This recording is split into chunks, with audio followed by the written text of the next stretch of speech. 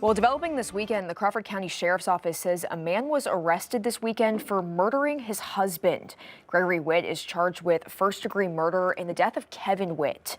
Investigators believe the crime happened last Wednesday in a rural area. Gregory was then arrested the following day. He remains in the Crawford County Jail tonight on a $1 million bond. Well, tonight, the community of Boonville is coming together to help a beloved local restaurant after a fire. The Logan County Sheriff's Office says crews responded to a fire at Pizza Italia on Tuesday. No injuries were reported, according to social media posts, but owners say the building is near a total loss. Not long after, Reed's Hometown Barbecue just down the road posted on social media about what the Pizza Italia family means to the community. They're now donating a portion of their sales to help them rebuild. The owners say that kind of support shows how close the Boonville restaurant community is. Good people, and they do for their community. We've all worked hand in hand with each other. Everybody thinks that all the restaurants are competition, but we're not. We're family, and we do whatever. We want everybody here to do just as good as each every one of us. Tonight at 10, we'll hear more from Jacob and Carrie on their experience and how the community is stepping up. Well, the Arkansas Department of Corrections is making changes to how people send mail to inmates. They say all incoming mail will be sent to a digital mail processing center. It'll be sorted, scanned, and uploaded to a tablet where the inmate can then read it. Items like legal correspondence, books, magazines, and other packages will still be sent directly to the prisons. Prison officials say the change is being made as a part of an effort to keep contraband out of Arkansas prisons. The president says he's considering plans to send more National Guard troops to U.S. cities.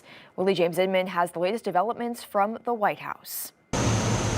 President Trump glanced at paperwork as he arrived this morning at his golf course in Sterling, Virginia. He was active online this Sunday, questioning if Maryland Democratic Governor Wes Moore lied about getting a Bronze Star and threatening to rethink his decision to fund the rebuilding of Key Bridge, as well as offering to send federal troops to Baltimore to clean up crime. Moore said Sunday on CBS's Face the Nation he's deeply opposed to the president's deployment of National Guard troops in Washington, D.C. It's unconstitutional. It's a direct violation of the 10th Amendment. And for a party that talks about state rights, it's amazing how they're having such a big government approach in the way they're conducting public safety. Last week, President Trump floated the possibility of sending troops to other large cities, including Chicago and New York, a plan the state's Republican Representative Mike Lawler supports. I'd rather all of the above. The FBI, the DEA, ATF. Democrats say there's no justification for such actions. There's no basis, no authority for Donald Trump to potentially try to drop federal troops into the city of Chicago. The possibility of deploying troops to more cities comes as federal and local statistics show crime has dropped in the past year. President Trump maintains federal intervention is needed to turn around a monumental crime problem, saying this on Friday. D.C. was a hellhole, and now it's safe. It's unclear how the president will legally support further deployment. Willie James Inman, CBS News, the White House. In Texas this weekend, state lawmakers advanced legislation to redraw congressional maps. The changes are expected to give Republicans a 5-seat edge during next year's midterm elections. Republican Governor Greg Abbott plans to sign it into law this week. Voters that were trapped in Democrat congressional districts who voted for Republicans for president and other offices. So we had the legal authority to be able to draw the new maps to empower voters to have the candidate of their choice. California Democrats are planning to do the same to offset the gains by Texas. That plan will need to be approved by the state's voters. A recent poll shows 48% in California back the plan, 32% oppose it, while 20% are still undecided. Convicted killers Eric and Lyle Menendez remained behind bars this weekend. The California parole denied their pleas for release in 2 separate hearings. CBS's Elise Preston is in Los Angeles and has details on what's next for the Menendez brothers.